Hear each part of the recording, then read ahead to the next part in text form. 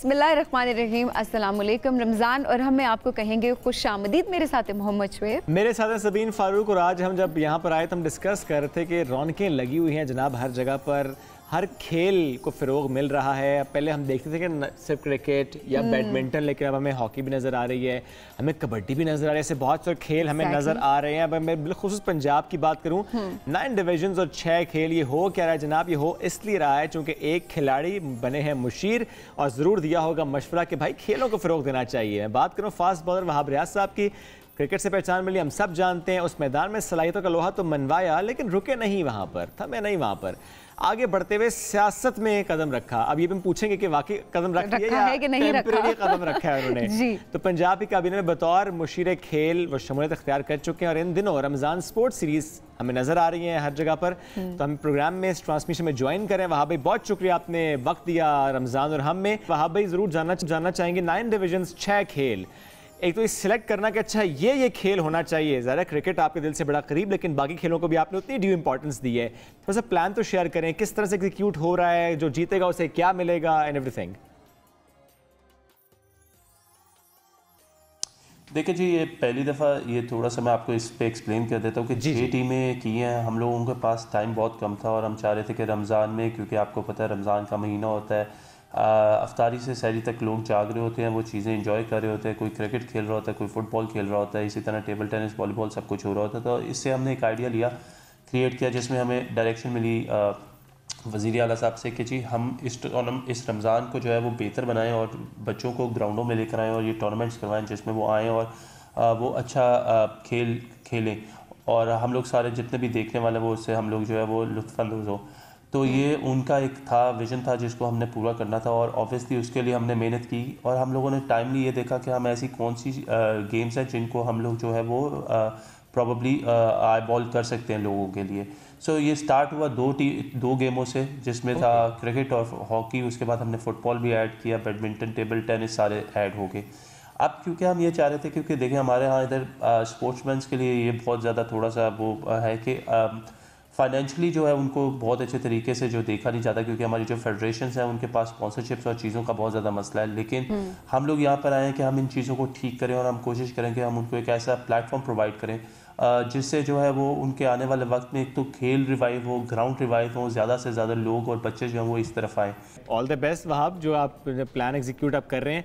आप थोड़ा सा मैं ज़रूर जानना भी चाहूँगा कि चूँकि क्रिकेट के अलावा जिस खेल पर भी हम जाएँ और जिस भी एथलीट से हम बात करें, वो एक बात ज़रूर कहते हैं, शिकवा हुकूमत से करता है, इदारों से करता है, स्पोर्ट्स बोर्ड की बात करता है, फंड्स की बात करता है, सपोर्ट की बात करता है। अब चूंकि आप मुशीर के ओहदे पर हैं, आप ज़रा चीज़ों को देख रहे हैं, तो ये जो गिला किया जाता है उस लेवल पर और जब जिस लेवल पे अब आप हैं, यहाँ से क्या इन मसाइल को देखा जाता है, एड्रेस किया जाता है? आप तो कर रहे हैं, बट जनरली आपने क्या देखा? क्या हर्डल्स होती हैं या एड्रेस किया जाता है, देखा जाता है इन इशूज़ को?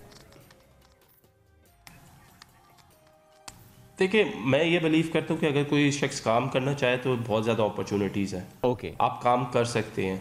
हर्डल्स हर एक चीज़ में होती है। देखिए, कुछ भी आपने कामयाबी में कुछ भी आपने जाना हो तो आपको काफ़ी ज़्यादा हर्डल्स क्रिएट होती हैं जिनको आपने आहिस्ता आहिस्ता पीछे धकेलना होता है। टाइम ज़रूर लग जाता है उसमें, लेकिन अगर आपकी नीयत और आपका विजन हो तो आप उसको बिल्कुल आप वो कर सकते हैं। मैं आपको सिर्फ अपना डिफरेंस ये बता सकता हूँ, क्योंकि शायद मैं स्पोर्ट्समैन हूँ तो मेरी जो थिंकिंग है या जो मेरे थॉट प्रोसेस है वो थोड़ा सा डिफरेंट है। मैं ये चाहता हूँ कि हाँ, मेरी ये प्रायोरिटी है कि हम अपने स्पोर्ट्समैन को अच्छे तरीके से फीड करें। फीड करने का मकसद ये है कि हम लोगों के हमें उनका मेडिकल फ्री हो, उनके पास उनकी ट्रांसपोर्ट फ्री हो, उनके पास उनके जो है वो फाइनेंशियली वो लोग स्ट्रांग हो, तो तभी वो लोग ग्राउंड में और वहाँ भाई इसमें एक पॉइंट और भी होता है, कथा कराने की माजरत, लेकिन इसमें एक पॉइंट और भी आ जाता है और वो आता है अपॉर्चुनिटी का।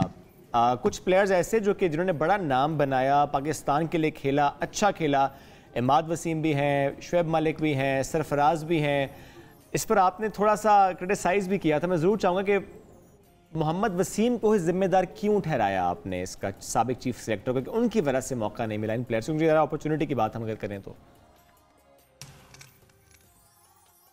देखिए, मुझे अच्छा नहीं लगेगा कि मैं उनके बारे में कुछ भी on TV on channel straight away कहूँ। इनडायरेक्टली अगर आप बात करते थे तो काफ़ी बेहतर है। चलें, ये एक अच्छी चीज़ है कि आपको भी पता है कि ज़्यादती हुई है लड़कों के साथ। So I think that is something which you also realised और एवरीबडी रियलाइज्ड। बट मैं वही बात करता हूँ कि विजन होना बहुत ज़रूरी है। You should have a vision to promote things and promote players.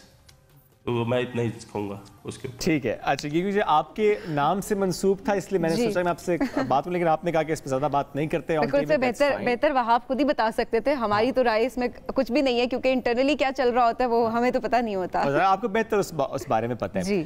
अच्छा वहाब, आप थोड़ा सा बताएं कि ये मुशीर का जो ओहदा है, ये जिम्मेदारी कैसी है, कितनी बड़ी जिम्मेदारी है, कितनी चैलेंजिंग जिम्मेदारी है ये? क्रिकेट खेलना आसान है या मुशीर के ओहदे पे रहना? मुझे लगता है क्रिकेट खेलना आसान है। उसकी वजह ये कि अपनी मर्जी से उठता था, अपनी मर्जी से ट्रेनिंग पे जाना एक प्रैक्टिस टाइम जो वो डिफाइन है। देखिए ये अच्छी एक अपॉर्चुनिटी है। मैं अगर आपको बताऊं तो मज़ा भी आ रहा, थोड़ी सी मुश्किल भी होती है, क्योंकि ऑब्वियसली स्टार्ट है, you are not use to it. सारी उम्र आपने जब अपनी ज़िंदगी में स्पोर्ट्स खेली हो और आपका ज़्यादा रुझान उस तरफ रहा हो, so you know life was very different, equally different, ठीक है, totally different I will say.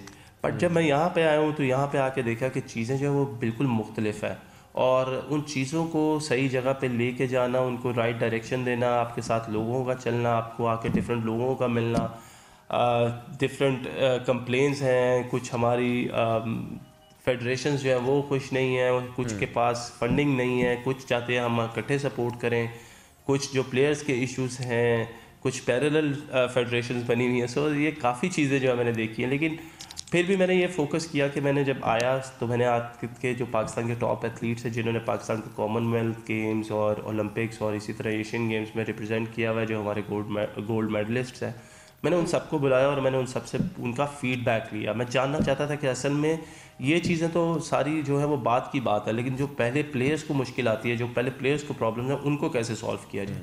सो मैंने सबकी बातें सुनी, सबको सुना, और मैंने उनको कहा कि कोशिश यही होगी कि जो आपकी शिकायत है उनको दूर करूँ। So it is a difficult job, और सबसे मुश्किल मुझे ये लगता है कि यार रमज़ान में अच्छे खासे सुबह रोज़ा रख के सो जाते थे, शाम को 3 बजे उठते थे, जाते थे, प्रैक्टिस करते थे, रोज़े का टाइम हो जाता था। अब जो है वो सुबह 10:30 बजे उठे कि 11 बजे आपने ऑफिस बैठना है और फिर ऑफिस में बैठ के आपने काम पे काम करते जाना है। So but I am enjoying it, I am loving it. Enjoying. और वहाब भाई, जब काम की बात हम करते हैं, ऐसे में कभी ऐसा भी होता है कि आपने कोई प्लान सामने रखा हो कि मैं ये करना चाहता हूँ, कि अभी आपने जिस पूल मनी की बात भी की, ज़रा इट्स ह्यूज पूल मनी, तो हम ज़रूर जानना चाहेंगे। एक तरफ हम सुनते हैं ख़जाना खाली, तो कभी आपको भी सुनना पड़ा इस किसी प्लान के ऊपर पैसे नहीं है भाई हमारे पास, जो तुम प्लान लेकर आओ इसके लिए पैसा लगेगा? देखिए जब आई वॉज बिकमिंग मिनिस्टर, इसका जब मेरा हुआ था तो उस वक्त जब मेरी बात हुई थी तो I think it was the CM was very clear, plus I was very clear कि हम लोगों ने सिर्फ यहाँ पे आके काम करना है, बैठना नहीं है, हमने काम करना है, and we want to go for the betterment of sports and sportsman. So उसमें जब मेरी उनसे बात हुई तो मैंने कहा sir I want to give big incentives, I don't want to go into all these things जो पहले होता रहा। आई बिलीव इन कि आप बच्चों को इंसेंटिव्स दें और उनसे काम लें, उनको अट्रैक्ट करें ताकि वो मेहनत करें। जो आज इस डिवीज़न में खेल रहे हैं, जो कि मुझे फीडबैक मिला कि जिस डिवीजन में काफ़ी ज़्यादा आपस में लड़ाइयाँ हो रही हैं because they want the best out of the best players to participate in it, just because the incentives are very high. फिर जो खेलेंगे और जो डिवीजन जीतेंगे उनका नाम होगा, विच इज़ वेरी गुड। तो यू नो मैंने उनको कहा कि sir I want to go big, and the best thing was कि ही सेड कि जो आप कहोगे हम वो करेंगे, आपके ऊपर कोई रुकावट नहीं होगी, you take things, you take responsibility. What I want is कि आई वांट, उनका विजन था कि जी I want things to go in a better way. हमारे स्पोर्ट्समैन को हर तरह से हम लोगों ने फैसिलिटेट करना है, और अब उन्होंने कहा कि वो आप करो और आप इसकी जिम्मेदारी लो, हम आपके पीछे खड़े हैं। सो मुझे ऐसा कोई ऐसी प्रॉब्लम नहीं आई हुई अभी तक, टू बी ऑनेस्ट। बिल्कुल ठीक है। एक चीज़ और भी ज़रूर जानना चाहेंगे कि भले ये इंटरिम सेटअप है, लेकिन चूंकि मुशीर के ओहदे पर आए हैं, क्या मुस्तकबिल में भी सियासत में आ सकते हैं? चूंकि हमने तो क्रिकेट के मैदान से सियासत में आए लोग देखे हैं।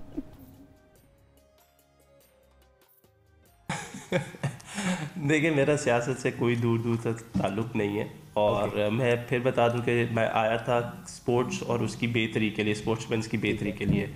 हाँ, ये सवाल मुझे कल भी किसी ने कहा है, तो ये थोड़ी सी बात मज़ाहिया, लेकिन चले शेयर करता हूँ कि वो किसी ने मुझे ये कहा कि यार आप इसी तरह आपके सवाल की तरह कि जी आप अभी तो आगे, क्या आप आगे इलेक्शन लड़ेंगे? मैंने कहा इलेक्शन नहीं लड़ेंगे। तो उन्होंने कहा वजारत, मैंने कहा फिर जो वजारत दे देगा मैं आ जाऊँगा, लेकिन इलेक्शन लड़ने का मेरा कोई मूड नहीं है। तो नहीं भाई, सियासी जवाब नहीं, सियासी जवाब नहीं। अगर पीटीआई और पीएमएलएन की तरफ से ऑप्शन आए, पीएमएलएन भी टिकट दे और पीटीआई भी टिकट दे, वहां आप किस तरफ जाएंगे? मुझे पता था ये सवाल आना है। जवाब भी आना चाहिए। मैं बिलीव करता हूँ जो चीज़ मेरे सामने पड़ी हो, मैं बातों में बिलीव नहीं करता, जो सामने अच्छा, इमेजिन कर लें, एक सेकंड के लिए इमेजिन कर लें सिर्फ, आपको दो तरफ से टिकट्स ऑफर हो रहे हैं, किस तरफ जाएंगे, पीटीआई या पीएमएलएन? आप क्या चाहते हैं, किस तरफ जाना चाहिए? हम तो आपको सुनना चाहते हैं। तो आपको सुनना चाहते हैं बस। मेरे से पहले आप बताएं, आप लोग, मैं तो आप चले वहाब भाई ऐसे डील बनाते हैं, आप लोगों का ऐसे डील बनाते हैं जहां आप जाएंगे वहां हम जाएंगे। अब ठीक है, अच्छा अब देखे ना, ये फिर अब दो बंदों की और जिम्मेदारी मेरे पे आ गई, तो फिर मुझे सोचने का तो टाइम चाहिए ना, तो फिर नेक्स्ट टाइम जब मिलेंगे तो नहीं भाई, भाई एक ऑप्शन लेनी पड़ेगी। एंटर हो चुके हैं। जितने आप सियासी जवाब दे रहे हैं ऐसे नहीं चलेगा। देखिए इस वक्त सुन रहे होंगे पीएमएलएन वाले भी, पीटीआई वाले भी, तो जवाब दे दें, एक को साफ जवाब दे दें। मैं सर बिलीव करता हूँ चले चेंज करते हैं, वहां पे चेंज कर देते हैं। इनकार किसे करेंगे? किसको? पीएमएलएन को इनकार करेंगे, पीटीआई को इनकार करेंगे? अच्छा, दोनों को दो ठीक इनका मैं कह रहा हूँ, इनकार तो किसी को नहीं करना चाहिए। अच्छा सर देखिए, मेरे लिए पीएमएलएन और मेरे लिए पीटीआई दोनों एक जैसी हैं। हाँ जी, मैं एक केयर सेटअप का हिस्सा हूँ और मेरा काम है कि मैं यहाँ पे जो मेरा काम है उसको मैं फिलहाल अपने अच्छे तरीके से करूँ। As a caretaker setup वाकई यही जवाब बनता था। हमने बड़ा आपको तंग करने की कोशिश की है, बट आप हुए नहीं हैं, आप इधर उधर नहीं हुए। जवाब पूरे के पूरे सियासी जवाब मिले हमें। लेकिन फिर भी एक सवाल कर देता हूँ दोबारा से ना। नहीं, देखिए मैं तो एक केयर टेकर सेटअप का हिस्सा हूँ जी। बताएं बस, फिर भी सुनना चाहते हैं। बिल्कुल। कोई चांस है सियासत में आने का, टिकट लेने का, इंतखाबात में आने का, आइंदा आने वाले इंतखाबात में कोई चांस अगर है तो कितने फीसद चांस है? नहीं, मेरा ऐसा कोई इरादा नहीं जी। मैं कोई इरादा रखता ही नहीं सियासत में आने का। आप लोग बहुत मुश्किल सवाल पूछ लेते हैं तो फिर बहुत मुश्किल हो जाता है जवाब देना ना। अच्छा, ये वजह क्या है? सियासतदानों से तंग हैं, सियासत से तंग हैं, सिस्टम से तंग हैं, किससे तंग है? नहीं, मैं किसी से भी तंग नहीं हूँ अल्हम्दुलिल्लाह। आप लिख के लगाए यहाँ पे, वहाब रियाज द पॉलिटिशियन। और चीजें अच्छी होनी चाहिए। हाँ। क्यों? आप सियासी जवाब दे रहे हैं। आप देखिए यार, आप जबरदस्ती पॉलिटिक्स में लाना चाह रहे हैं। मैं पॉलिटिक्स में आना नहीं चाह रहा। आप कह रहे पॉलिटिक्स में आओ, मैं कह रहा हूँ मैं पॉलिटिक्स में। आप ये देखना भाभी, हमें तो अपने सियासत में अच्छे लोग चाहिए, हम तो इसलिए पुश कर रहे हैं आपको। देखिए, ये तो वही बात हो गई ना। आप हम में, मैं आपसे पूछूं, आप जियो में जाएंगे या एआरवे पे? हम कहीं नहीं जाएंगे, हम में रहेंगे। इसका मतलब है आप केयर सेटअप में रहेंगे, आपको अपॉर्चुनिटी मिल जाए फिर। अल्हम्दुलिल्लाह खुश हैं। अल्हम्दुलिल्लाह। देखा, जब तक रिस्क जहां से लिखा हुआ है। दफा अल्हम्दुलिल्लाह मेरी नहीं, देखिए अगला जुमला मैंने पूरा दिया आपको। जब तक जहां से अगर मैं सपोज कराऊंगा आपको, चले कराएं, सपोज कराएं, तो अगर आपको रिस्क की ऑफर अच्छी हो जाए कहीं और किसी और चैनल से, ग्रोथ के लिए बहुत जरूरी होता है, आगे बढ़ने के लिए, ग्रोथ के लिए जरूरी होता है ARY जियो बिल्कुल होता है। I agree. आप मुझे ये बताएं, आप जियो में जाना पसंद करेंगे, ARY पे जाना पसंद करेंगे? मैं दोनों को रिजेक्ट करूंगा। मैं हम में रहना पसंद करेंगे। ऑन एयर कह रहा हूँ, ना जियो ना ARY, हम। देखा, आप जरा जवाब दिए हम में ना, ये जवाब तो यही तो बात है। मैं भी तो ये कह रहा हूँ, मैं केयर सेटअप में ही रहना चाहूंगा।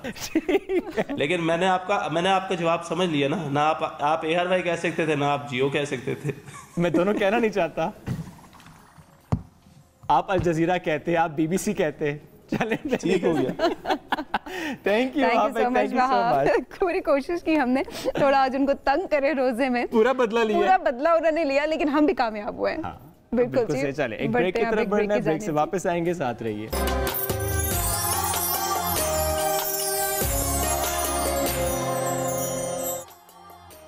वेलकम बैक जी। रमजान और हमें खुश आमदीद कहेंगे आपको। रोजा लग रहा है आपको? पहले ये बताएं। किसको नहीं लग रहा वो सामने आए। हो सकता है बहुत सारे लोगों को ना लग रहा हो। मैं अपने आसपास लोगों की बात कर रहा हूँ, क्योंकि 15 रोजे जब गुजर जाते हैं, आज 15वां रोजा है बिल्कुल, तो 15 रोजे जब आ जाते हैं तो फिर थोड़ी थोड़ी एनर्जी लेवल सबका डाउन होना शुरू हो जाता होता है। अच्छा, मैं इसलिए ये बात पूछती थी कि अभी जो हमारा मजेदार रमजान सेगमेंट है, समीन हमें ज्वाइन कर चुकी है और समीन आज जो डिश बनाएगी उसको देख कर वाकई रोजा लगना शुरू हो जाता है। अस्सलाम वालेकुम समीन।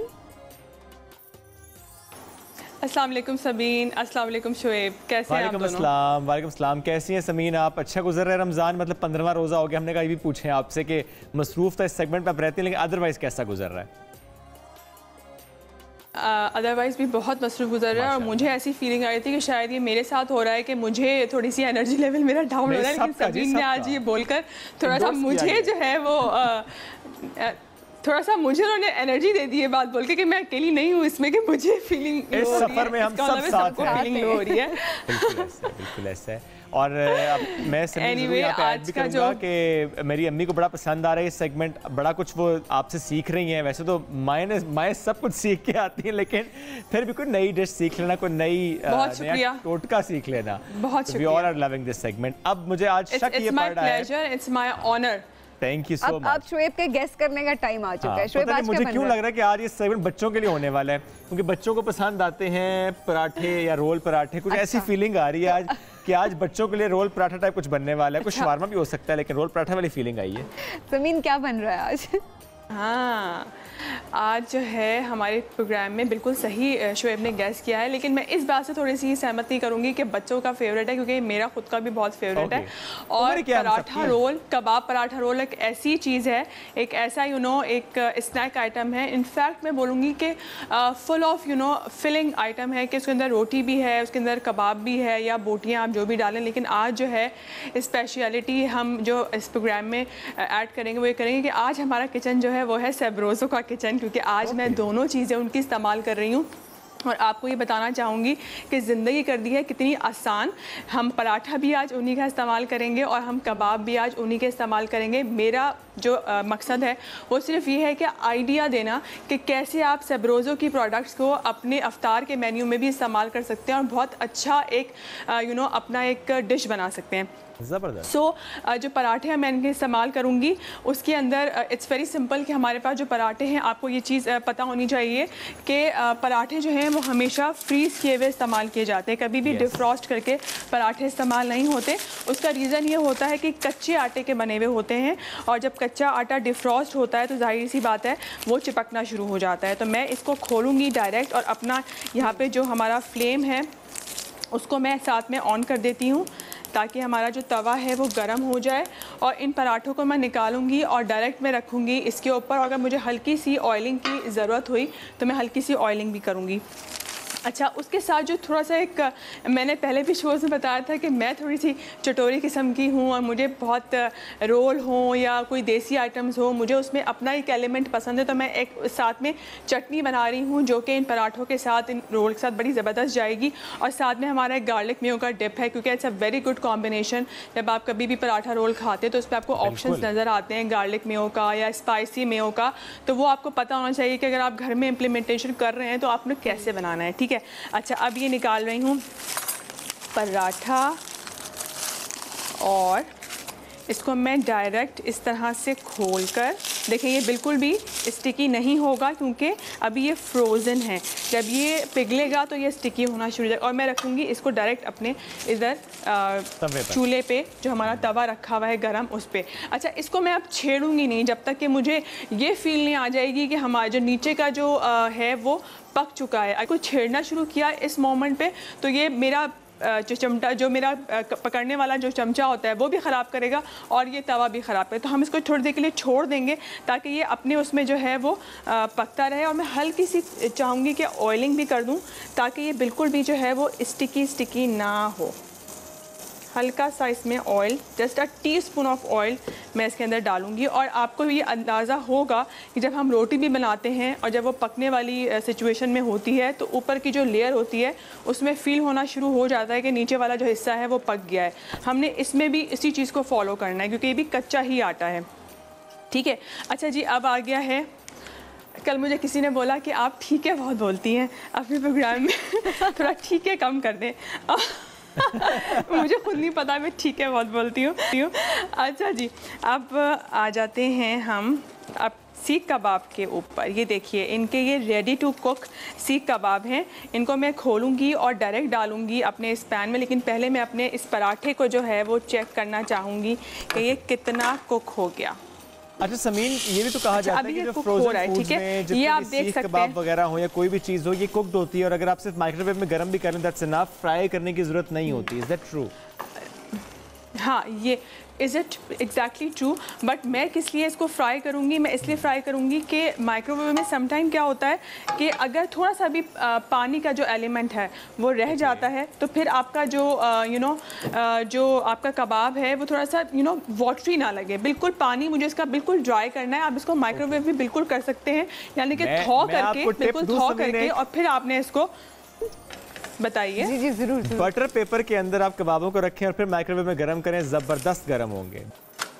समीर, आपने अगर पहले हमें बताया होता ना ये कबाब से कढ़ाई कैसे बनाने, तो हम कोशिश करते कि टीम मेंबर को एक खुद बना के लाता। कल हमें बाहर से लानी पड़ी, पूरी टीम ने खाई कबाब कढ़ाई, थैंक्स टू तहसीन, लेकिन बहरहाल पूरी टीम ने वो खाई। अच्छा, आप भी बनाते हैं घर में कबाब कढ़ाई? बिल्कुल बनाते हैं और बहुत अच्छी बनती है। सिर्फ कबाब कढ़ाई नहीं, अगर वो और भी कोई मुगलाई टिक्का रखा हो, कोई और चिकन रेडी टू कुक जो होता है, रेडी टू सर्व जो होता है, देखिए कढ़ाई बन जाती है। जो रेडी टू कुक जो आइटम्स होते हैं वो सेब्रोज़ो के उन्होंने एक वास्ट रेंज है जो कि आप देख सकते हैं उनकी वेबसाइट के अंदर। मेरे पीछे भी बहुत सारी उनकी जो है रेंज रखी हुई है, जिसमें बच्चों से लेके बड़ों तक आपको बेहतरीन ऑप्शंस नजर आएंगे जो आप रेडी टू कुक इस्तेमाल कर सकते हैं। अच्छा, आपका फेवरेट है? हाँ, और मेरे बच्चों का है नगेट। ओके। मेरे बच्चों का है नगेट, उनको नगेट जो है वो बड़ा जो है वो पसंद है। अच्छा, अब मैं यहाँ पे जो है पराठा भी हो रहा है और मैं यहाँ पे इसका जो ये पैक है वो खोलूँगी। ठीक है जी, इसको यहाँ से काट देती हूँ ताकि ये इजी तरीके से जो है वो ओपन हो जाए। ओके, बिस्मिल्लाह। ओके, ये आ गया जी, यहाँ पे हमने निकाला। अच्छा, साइज़ भी आप इसका चेक कर सकते हैं, बहुत मुनासिब जो है साइज़ है। और पराठे को भी ज़रा मैं टर्न कर दूँ इससे पहले कि हमारा पराठा ख़राब हो जाए। ओके, ठीक है, अब ये कर दिया हमने साइड पे और इसको मैंने काटा और देखें बिल्कुल परफेक्ट साइज़ के ये कबाब हैं। अब मैं इसके ऊपर डायरेक्ट यहाँ पे रखूँगी और बड़ी अच्छी स्मोकी जो फ्लेवर है उसकी मुझे खुशबू भी आ रही है। हमें भी आ रही है से 2 कबाब एक पराठे के लिए बहुत है। आपको भी आ रही है, चलें। अच्छा, बहुत होंगे 2 कबाब जो है एक पराठे के लिए। और आई थिंक एंजॉय करते हैं समीन, तब तक आप ज़रा कबाब फ्राई करें, हम देखते हैं डिश तक पहुंचेगी। बढ़ते एक ब्रेक की जानिब जी, रहिए हमारे साथ रमज़ान और हम।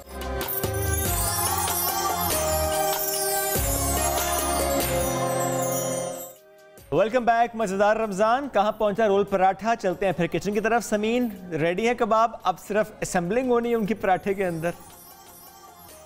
हाँ जी, यहाँ देख सकते हैं आप कि यहाँ पर पराठा बिल्कुल तैयार है।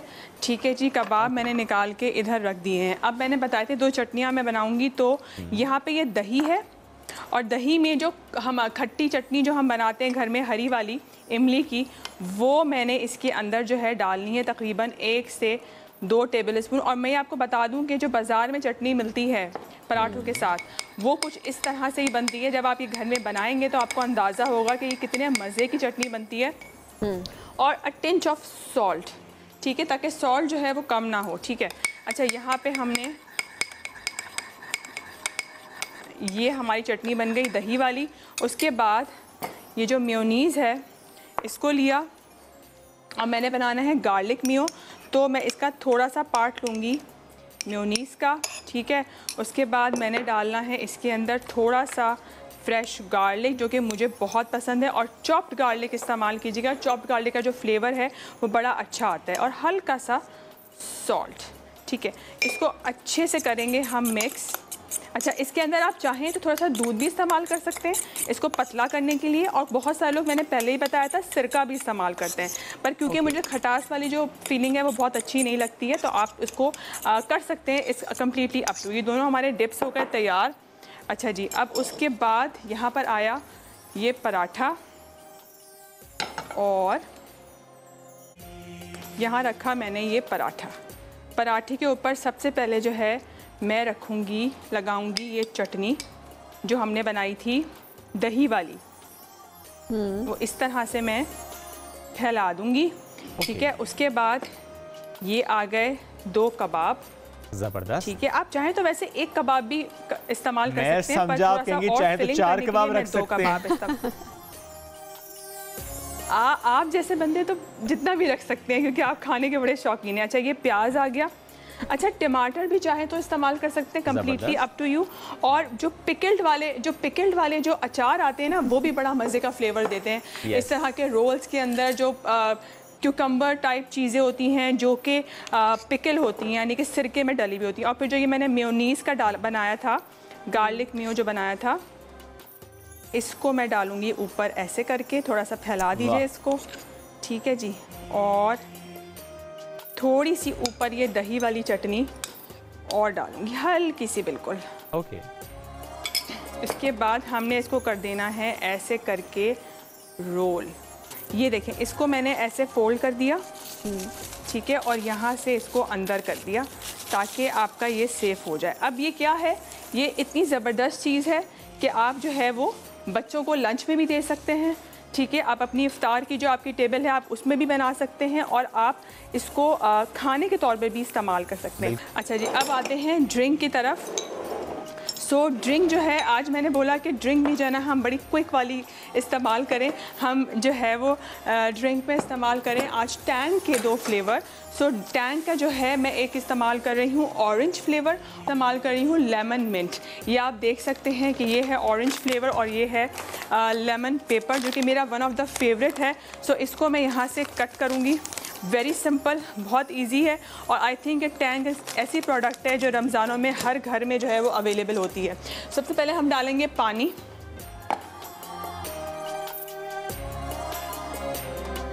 ठीक है जी, उसके बाद यहाँ पर आया 1 टेबलस्पून ऑरेंज फ्लेवर है टैंग का। ठीक है, और 1 टेबलस्पून आया लेमन पेपर। और मैं इसके अंदर कोई चीनी, कोई नमक, कुछ भी नहीं ऐड करूँगी, सिर्फ़ और सिर्फ जो है बर्फ़ ऐड करूँगी। और इसको हम जो वो कहते हैं शुएब गड़ चला देती हैं, वो गड़ हम जो है इसको चला देंगे, और ये ज़बरदस्त सा जो है हमारा ड्रिंक रेडी हो जाएगा। वाह वाह। ये अपना ड्रिंक इन ग्लासेस में, मतलब और देखिए कितना आसान से आज तारी में। हाँ, आप ज़्यादा ग्लास पी लें। ये जी 3-4 उठा लें सब, तो मज़ा आ जाएगा। या एक बंदा 1 ट्रे लेके बैठ जाए। हाँ, ये ठीक है, ही बंदा 1 tray. But it looks so cute. Yes, no doubt. चलें जी, रेडी स्टेडी एप्पल गो। इसमें थोड़ा सा कम था, रेडी टू गो। ज़बरदस्त है जो है वो हमारे कबाब पराठा रोल और ऑरेंज एंड पेपरमिंट की जो ये ड्रिंक है, लेमन मिंट की जो ड्रिंक है, वो भी तैयार है। और आई होप आप लोगों को मज़ा आया होगा, एंजॉय किया होगा आपने आज का शो, और ज़रूर ट्राई भी करेंगे और मुझे फीडबैक भी देंगे। ज़रूर। It looks delicious. I hope कि कल या आज रेसिपी सीख ली है शुएब ने, और शुएब कल हम सबको ये बनाकर खिलाएंगे। तो कल हमारी अफ्तारी होगी रोल पराठा से इंशाल्लाह, with this drink as well. एक ब्रेक लेते हैं, वापस आते हैं, साथ रहिए।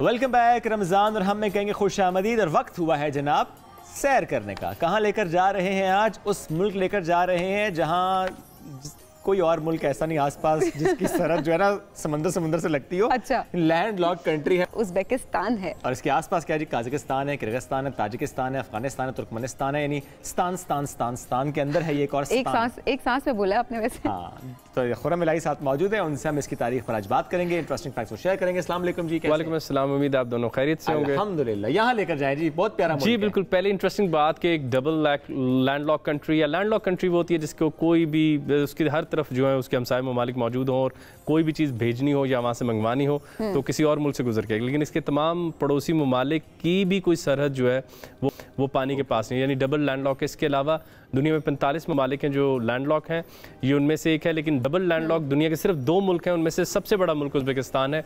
लेकिन हैरत की बात ये होती है कि यहाँ शाहराए रेशम मौजूद थी, अगर ये लैंडलॉक है तो शाहराए रेशम यहाँ कैसे बन गई, जो कि पूरी दुनिया की ट्रेड का हब होती थी। तो पूरी दुनिया की ट्रेड शाहराए रेशम से गुजरती थी और उज़्बेकिस्तान के समरकंद, बुखारा, ताशकंद के बड़े होने में हैरानकुन बात यह थी कि जब शाहराए रेशम पे रंगीनी मशरिक की आती थी तो मगरिब के लोग देख के हैरान रह जाते थे। तो अगर हम कहें कि ग्लोबलाइजेशन का DNA आज के दौर से पहले, जैसे आज हम समझते हैं जैसे तुर्की पे हम ईस्ट और वेस्ट को मिलते देखते हैं, लेकिन उससे पहले हम जानते हैं कि समरकंद पे ये सब हो रहा था कि आप एक ग्लोबल वर्ल्ड देखते थे कि वहाँ से लोग मशरिक की सिल्क, मिर्चें, हैरान कुन चीज़ें लाते थे और मगरिब वाले शशदर रह के देख रहे हो। अच्छा। और उस ज़माने में ये हमारी इमारात देख के हैरान हो रहे होते थे कि क्या आपके पास इतने पैसे भी मौजूद हैं कि आपकी खाने पीने के बाद क्या आप इमारतें बनाने लग गए। यहाँ से एक बड़ा इंटरेस्टिंग फिनोमेना हमारे पास आता है, वो है weed, western economic industrialised rich Democrat. हम बस एक मगरबी से दुनिया को तरक्की याफ्ता दुनिया समझते हैं और तारीख में हमने कई दफ़ा जाके देखा, जब हम इराक में गए, मिस्र में गए और आज के कई मुस्लिम ममालिक में, तो ऐसे लगता है कि तरक्की का अरूज हम थे, यानी तरक्की हमारे पास आकर मुकम्मल होती थी। तो उसकी सबसे बड़ी निशानी ये है कि उज़्बेकिस्तान और ख़ुसूसन समरकंद इतना हॉट केक था कि चंगेज़ खान और अलेक्जेंडर द ग्रेट दोनों ने इसको फतह किया और उस पर हुकूमत करने की कोशिश की। और उसकी बुनियादी वजह ये थी कि तमाम ट्रेड रूट यहाँ से गुजरते थे, यहाँ लोग ठहरते थे, बातें करते थे, कई कहानियाँ थी, रंगीनी थी। बड़े बड़े पोइट्स जो हैं, अगर फ़ारसी के बड़े तरीन शोरा फिरदौसी, अनवरी के बाद देखा जाए तो जामी जो हैं वो यहीं के थे। और समरकंद के ऊपर फिर बहुत लिखा गया। अमीन मालूफ का बहुत मशहूर नावल जो समरकंद है वो इसी शहर की रंगीनी के ऊपर है, इसके माजी के ऊपर है। लेकिन अगर हम आगे बढ़ें तो इसका एक ऐसा हिस्सा है जो कि रशिया ने चाहा भी तो वो इसको नहीं कर, रशिया ने फिर 200 साल इसके ऊपर हुकूमत की, लेकिन वो इसका इलाका है रेगिस्तान। जो लोग दुनिया में फिरते हैं वो ये बात जानते हैं कि इसका जो इलाका रेगिस्तान, उसका शहर, उसकी बड़ाई, उसकी हैबत, उसकी बुलंदी, उसकी कदावरी, उसकी इमारतों की लोगों को आज भी हैरत में मुब्तला कर देती है। तो पहले पुराने रेगिस्तान की मिसाल इसलिए रेगिस्तान कहते थे कि वहाँ पे जब ये चंगेज़ और अलेक्जेंडर थे तो जो लोग नापसंद होते थे उनके सर काट के फेंक दिए जाते थे और खून मट्टी के ऊपर होता था तो के ऊपर और मट्टी डाल दी जाती थी ताकि खून छुप जाए। वहाँ से नाम डला रेगिस्तान। लेकिन जब मुसलमान आए तो मैं तो क्योंकि बहुत यकीन रखता हूँ कि हम कायनात में इल्म मुकम्मल करने आए हैं, तो इस रेगिस्तान के कोर्ट यार्ड के इर्द गिर्द जहाँ सिर्फ बादशाहों के ऐलाना होते थे 3 बड़े मदरसे बने। तो जो हमारे सामईन नाज़रीन क्लिप देख रहे होंगे वो देखेंगे कि 3 मदरसे हैं। उलग बेग का जो कि वहाँ के एक बहुत बड़े रूलर थे, एस्ट्रोनॉमर थे। कोपरनिकस से पहले उन्होंने कैलेंडर को नाप रखा था विद मोर प्रिसीजन। यहाँ पे फिर मैं उस बुक्स की बात करना चाहूँगा, उस बायस की, कि कोपरनिकस को हम याद रखते हैं हर रेवोल्यूशन में बताने के लिए, जब इल्म ने इनको भूल जाते हैं जिन्होंने उससे बेहतर नाम रखा था, क्योंकि शायद नाम ज़रा अरबी और फारसी वाला है तो वो हमें पसंद नहीं आया। एवरोस वाली जो मिसाल हमने आपको याद है, बिल्कुल इन्हीं के मदरसे में जामी फ़ारसी शायर पैदा हुए और जामी की जितनी तारीफ़ की जाए उतनी कम है। अगर हम आगे बढ़ें तो साथ ही दूसरा मदरसा है बिल्कुल आमने सामने, वो शेरदार का मदरसा। उस मदरसे में भी मस्जिद और दुनिया की तालीम इकट्ठी दी जाती थी, खुसूसन सितारों का इल्म और मैथ्स वगैरह पढ़ाया जाता था। अच्छा। इसके ऊपर एक इमेज बना हुआ है कि एक तरफ शेर है और एक तरफ एक हिरन है और शेर हिरन को खा रहा है सूरज के साए में। तो शेर तालिब इल्म है, हिरन इल्म है और सूरज वो उस्ताद है। और मेरे उस्ताद मुर्शिद अहमद जावेद साहब फरमाते हैं इल्म क्या है? उस्ताद की मोहब्बत, उसके बाद जो नताइज पैदा होते हैं वो इल्म होता है। तो उस्ताद की रोशनी में मैं उस इल्म को हासिल करता हूँ। और इकबाल का शेर इस अगर मंज़र को सामने रखें तो खुद ही शेर मौला जहाँ इसका सैद ज़मीं इसकी सैद आसमां इसका सैद। इस दुनिया में जो मुसलमान खुद ही अचीव कर लेता है वो शिकारी की तरह ज़िंदा होता है और कायनात उसका शिकार होती है, ये उसके आगे बो कर रही होती है।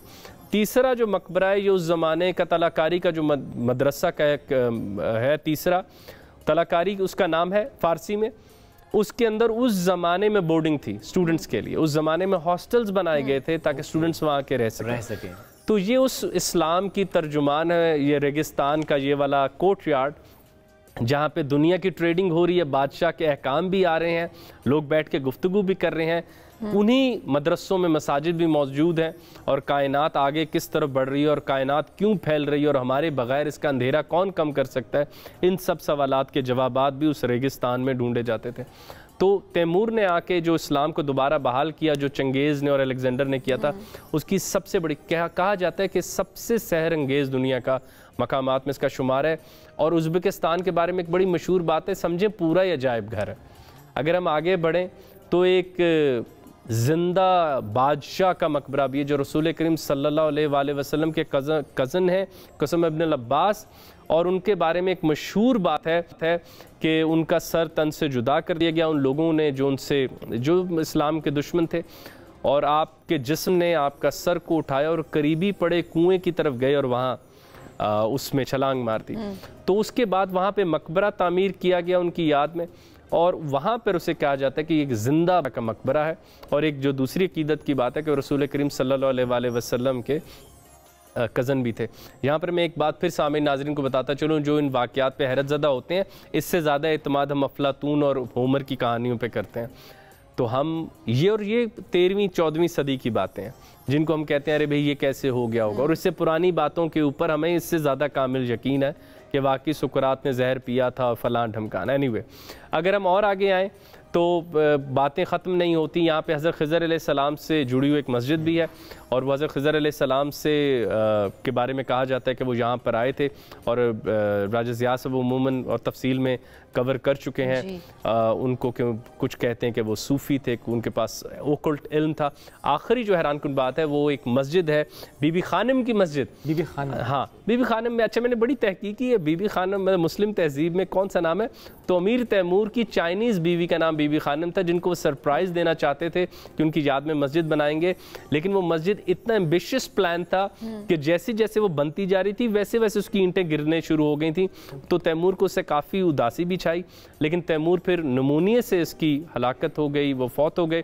तो उसके बाद ही आज तक कई दफ़ा एफर्ट की गई कि बीबी खानम की मस्जिद मुकम्मल की जाए, वो मुकम्मल नहीं हो सकी, लेकिन इतनी ग्रैंड स्केल पे थी कि उस सदी में ये दुनिया की बड़ी तरीन मसाजिद में इसका शुमार होता था। नामुकम्मल होते 10,000 लोग इसमें नमाज भी पढ़ सकते थे।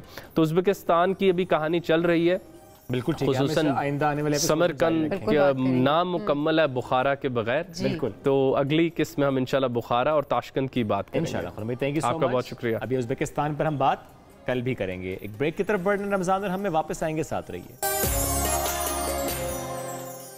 Welcome back. इस्लामी तारीख, जहाँ हीरोज़ भी हैं, जहाँ विलन्स भी हैं, उनका तस्करा करते हैं, उस तारीख में जाते हैं, बहुत कुछ हम सीखते हैं, एक एक वाक़े से सीखते हैं, एक एक जुमले से हम सीखते हैं। तारीख की जब बात करें, कुछ ऐसे किरदार, कुछ ऐसी कौमें, इनका तारुफ पता है क्या है? जुल्म, बर्बरियत, जबर। याजूज माजूज की आज हम बात करते हैं। सरे फहरिस्त हैं उसमें वो वहशी कबाइल जिन्हें उनके जुल्म के बायस कैद करना पड़ गया। मजबूत दीवार के पीछे मौजूद इस मखलूक के बारे में आज हम इस नशिस्त में बात करेंगे। हमें ज्वाइन कर राजा ज़िया साहब। अस्सलाम वालेकुम सर, कैसे हैं आप? वालेकुम अस्सलाम जी, बिल्कुल ठीक ठाक। तो सबसे पहले तो यही बताइए, याजूज माजूज दरअसल कौन है और ये कहाँ पर है?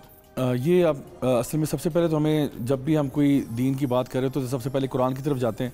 कुरान मजीद में सूरतुल कहफ के अंदर एक लीडर का, एक बड़े ज़बरदस्त शानदार लीडर का जिक्र आया जिनका नाम ज़ुल्करनैन था, और वो अपना सफ़र करते करते एक ऐसी कौम तक जा पहुँचे जिनको लोगों की ज़बान समझ में नहीं आती थी। यानी इतनी एक रिमोट कोई जगह थी जहाँ पे ज़ुल्करनैन, डिस्पाइट द फैक्ट कि उनकी आर्मी बहुत बड़ी आर्मी थी और हर रंग और नस्ल के लोग इसमें शामिल थे, लेकिन कोई भी उनकी ज़ुबान समझ नहीं पा रहा था। तो उन लोगों ने कहा कि भाई इन याजूज व माजूज मुफ्सिदून फिल अर्द, कि यकीनन याजूज माजूज ने ज़मीन में फ़साद बर्पा किया हुआ है। तो फिर उन्होंने कहा कि आप हमारी मदद करें कि हमारे और उनके बीच में कोई दीवार खड़ी कर दें।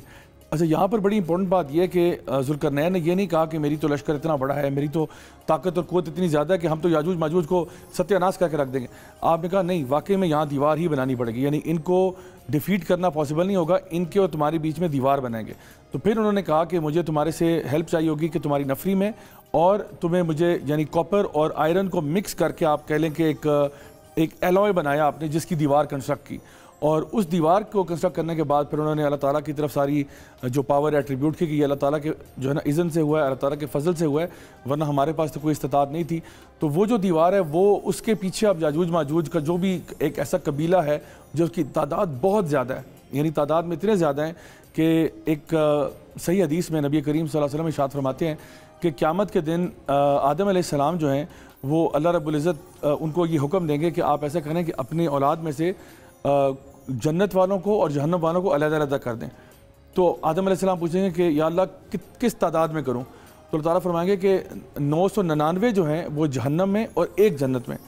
अब यहाँ पर सहाबा ने नबी करीम सल्लल्लाहु अलैहि वसल्लम से पूछा कि या रसूल अल्लाह, ये मतलब किस किस्म की डिवीज़न है कि आदम अलैहिस्सलाम की औलाद में से 999 जहन्नम में जा रहे हैं और एक सिर्फ जन्नत में जा रहे हैं?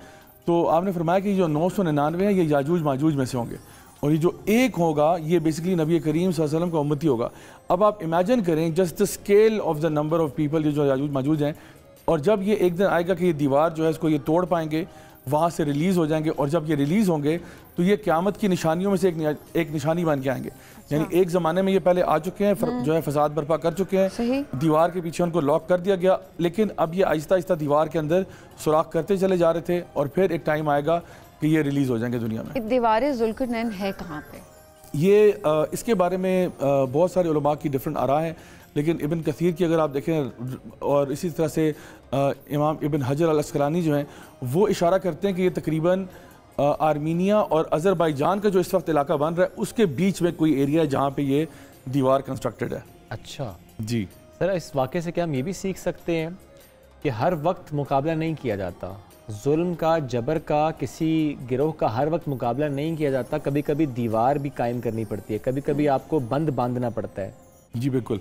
इसमें यहाँ पे बल्कि मैं आपको एक इंटरेस्टिंग बात बताता हूँ कि नबी करीम सल्लल्लाहु अलैहि वसल्लम की हदीस है जहाँ पे आपने अपने ही दौर में एक दफ़ा अपने खेमे से बाहर निकल के आए और आपने कहा हलाकत व अरबों के लिए कि आज याजूज माजूज की दीवार में एक सुराख हो गया इतने साइज़ का, यानी आपने अपनी दो उंगलियों को जोड़ते हुए बताया कि इतने साइज़ का सुराख हो गया। और इसकी वजाहत और हदीस में इब्न माजा की हदीस में मिलती है कि जहाँ पे जितने भी आपके याजूज माजूज वाले हैं ये अपने रोज़ दीवार के अंदर उसको कुरेदते हैं, उसमें सुराख करने की कोशिश करते हैं, लेकिन क्या होता है कि वो उनका जो लीडर है, उनका जो सरबराह है, वो हर रोज़ कहता है कि चलो अब अपने वापस घरों को लौट जाओ, कल दोबारा के काम करते हैं।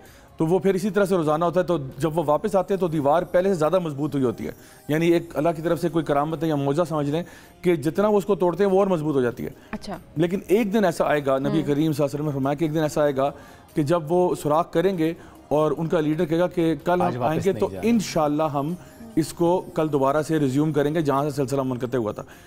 और अगले दिन जब आप वो वहाँ जाएंगे तो सुराख उधर का उधर ही होगा जहाँ पे उन्होंने किया था, और फिर उसके बाद वो कुरेदने का प्रोसेस चलता रहेगा और इवेंचुअली दीवार जो है वो गिर जाएगी। अच्छा। तो नबी करीम सल्लल्लाहु अलैहि वसल्लम के ज़माने में आपने फरमाया कि हलाकत और अरबों के लिए कि आज इतने साइज़ का सुराख हो गया, यानी आज सुराख हो गया। अब इससे ये पता चलता है कि जिस दो पहाड़ों के बीच में ये दीवार बनी हुई है उस पहाड़ों के ऊपर से आना याजूज माजूज के लिए पॉसिबल नहीं है, यानी वो स्केल नहीं कर सकते उसको, उसके लिए ज़रूरी है कि वो तोड़ के आएंगे। यानी उसमें हो सकता है वल्लाह आलम के कोई हार्श क्लाइमेट कंडीशंस हैं, पहाड़ इतने हाइट वो बेहतर कुछ भी चीज़ हो सकती है, लेकिन उनके लिए बहरहाल उसको तोड़ना ही ज़रूरी है। और फिर जब वो तोड़ेंगे तो फिर वो जब आएंगे तो हर चीज़ चट कर जाएंगे, खा पी जाएंगे हर चीज़ें, हत्ता कि जो लेक टाइबेरियस है जिसको सी ऑफ गैलिली कहा जाता है वो भी पूरा का पूरा जो ना फिनिश कर देंगे, हत्ता कि जब उनमें से एक लश्कर गुजर जाएगा और दूसरा आएगा वो कहेंगे कि लगता है शायद यहाँ किसी ज़माने में पानी हुआ करता था। यानी इस तरह से पानी पूरा दरिया चट कर गए कि जैसे बिल्कुल पानी खत्म हो, तादाद में इतने ज़्यादा होंगे। अच्छा। और वो हर चीज़ को खा पी जाएंगे। और उसके बाद ये आता है कि ईसा अलैहिस्सलाम जो हैं, ईसा अलैहिस्सलाम उस टाइम पे होंगे, उनके साथ जो उनके हवारी होंगे, जो उनके साथी होंगे, वो सब कोहे तूर पे चले जाएंगे जहाँ पे वो एक फोर्ट के अंदर पनाह लेंगे और वहाँ पे वो लोग वेट करते रहेंगे। नीचे इन लोगों ने एक फसाद बर्पा किया होगा, इनको उनके बारे में मालूम नहीं होगा। फिर कुछ अरसे के बाद ये होगा कि खामोशी हो जाएगी, यानी कि उनको लगेगा कि जैसे याजूज माजूज चुप हो गए। और याजूज माजूज उससे पहले जो हरकतें हो रही होंगी वो सारी चीज़ों को मारने के बाद इवन आसमान में भी तीर मारेंगे और वो तीर जो है वो खून आलूद होकर वापस आएंगे और वो कहेंगे कि हमने ज़मीन की भी मखलूक को मार दिया और आज तो आसमानी मखलूक को भी मार दिया। लेकिन ये सिर्फ इनके लिए धोखा होगा। अल्लाह रब्बुल इज़्ज़त इनको एक धोखे में मुब्तला कर देंगे कि जैसे इन्होंने ज़मीन के साथ साथ आसमान को भी जो है ना फ़तह कर लिया। अब जब कुछ अरसे के बाद खामोशी हो जाएगी तो ईसा अलैहिस्सलाम के साथी जो साथ होंगे उनमें से उनको रहेगा कि शायद याजूज माजूज मर गए, और एक शख्स जो है उसमें से बड़ा बहादुर शख्स होगा, उसके बारे में हदीस में आता है, वो कहेगा कि जी मैं जाके देख कर आता हूँ कि शायद ये वाकई में मर गए या हमारे साथ कोई ट्रैप है कि ये लोग खामोश हुए हैं कि हम लोग नीचे उतरें तो हम जो है ना हमें भी हड़प कर जाएँ। तो वो फिर बड़ी बहादुरी के साथ नीचे उतरेगा तो वो देखेगा कि याजूज माजूज की लाशें जो हैं वो बिखरी पड़ी हुई हैं, इंतहा दर्जे की बदबू फैली हुई है लाशों के डिके करने की वजह से, और फिर वो वहाँ पे इतनी लाशें होंगी कि चलने की जगह नहीं होगी। फिर अल्लाह ताला के इज़्न से कुछ बहुत बड़े बड़े परिंदे आएंगे जो इनकी लाशों को उठाकर एक ख़ास मकाम पर फेंकेंगे जहाँ पे अल्लाह ताला चाहेगा, और वहाँ पे इनको ढेरों के ढेर इकट्ठा कर दिया जाएगा। उसके बाद एक बारिश होगी और इनके मरने का सबब क्या बनेगा? हदीस में आता है कि अल्लाह ताला इनकी गर्दनों में एक कीड़ा पैदा कर देगा। अब वो कोई बैक्टीरिया है, कोई वायरस है, वल्लाह आलम वो क्या चीज़ है, लेकिन हदीस में आता है कि उनकी गर्दनों में कीड़ा होगा जिसकी वजह से ये सारे के सारे एक जिस्म की तरह मर जाएंगे। यानी कि जितने भी ये ट्रिलियंस में हैं या बिलियंस में जितने भी हैं, वो एक सेकंड में मतलब कि सारों की जो है ना डेथ हो जाएगी, सब खत्म हो जाएंगे, और फिर ये इनकी बॉडीज़ हैं और फिर इनको परिंदे उठा के ले जाएंगे। उसके बाद एक बारिश होगी जो कि ज़मीन को साफ़ करेगी। तो ये एक क़यामत की निशानी है, बहुत बड़ा एक आप कह लें कि अल्लाह की तरफ से एक टेस्ट होगा उस टाइम पे जो मोमिनीन है उनके लिए। याजूज माजूज का आना क़यामत की निशानी है, लेकिन याजूज माजूज आने वाले हैं, इसकी क्या निशानियाँ हैं? क्या कुरान में या हदीस में कहीं पर ये निशानियाँ हैं? देखिए, ये जितने भी science of the end of times है ना, वो सारे के सारे नबी करीम सल्लल्लाहु अलैहि वसल्लम की हदीस में आता है कि वो एक ऐसे हार की तरह है जिसमें मोती पिरोए हुए हैं, और जब आप हार को काट देते हो ना तो एक के बाद दूसरा मोती गिरता है इन ए सीक्वेंस ऑफ इवेंट्स, यानी वन आफ्टर द अदर वो सारे मोती जो है गिर जाते हैं। बिल्कुल इसी तरह से जो चेन ऑफ इवेंट्स हैं वो ये है कि सबसे पहले इमाम मेहदी का आना है। इमाम मेहदी आएंगे तो उसके बाद दज्जाल आएगा, दज्जाल का ज़हूर होगा, दज्जाल की ज़हूर होगा तो ईसा अलैहिस्सलाम आएंगे। ईसा अलैहिस्सलाम उसको लुद के मकाम पर दज्जाल को कत्ल करेंगे। दज्जाल जब ख़त्म हो जाएगा उस टाइम पर ऐलान होगा कि याजूज माजूज अब ज़ाहिर हो चुके हैं, अब अपनी अपनी जानों को बचाओ और भागो। तो ये सारे के सारे इवेंट्स जो हैं ये सीक्वेंस में जो है ना होते चले जाएंगे। तो इसलिए हमारे लिए जो है ना असल बात ये कि हमें इन इवेंट्स के वेट करने की ज़रूरत नहीं है कि हम लोग कहें कि जी अभी हम इंतज़ार करते हैं, देखते हैं अभी इमाम मेहदी आते हैं तो फिर हम दीन पे आते हैं, या अभी जो है ना दज्जाल को आने दो तो फिर देखते हैं। ऐसी बात नहीं है। हमें उन साइंस के आने से पहले ही अपने आप को दुरुस्त कर लेना चाहिए, क्योंकि बेशुमार मतलब उलमा भी कहते हैं, हदीस भी इसकी तरफ इशारा करती हैं कि जब वो साइंस आ जाएंगे ना फिर अपने आप पे काम करना ना it will become pretty pointless, कि अब आपको ख्याल है कि जी अब हम कुछ करते हैं, क्योंकि उस टाइम पे जो लोग फितने में फंसना होगा, जिन लोगों ने वो फंसना शुरू कर देंगे। दज्जाल का फितना जो है वो इतना बड़ा फितना होगा, उसमें लोग फंस रहे हैं। तो उससे पहले अपने आप को दुरुस्त कर लेना, उससे पहले अपने आप को ठीक कर लेना, असल चीज़ जो है वो ये है।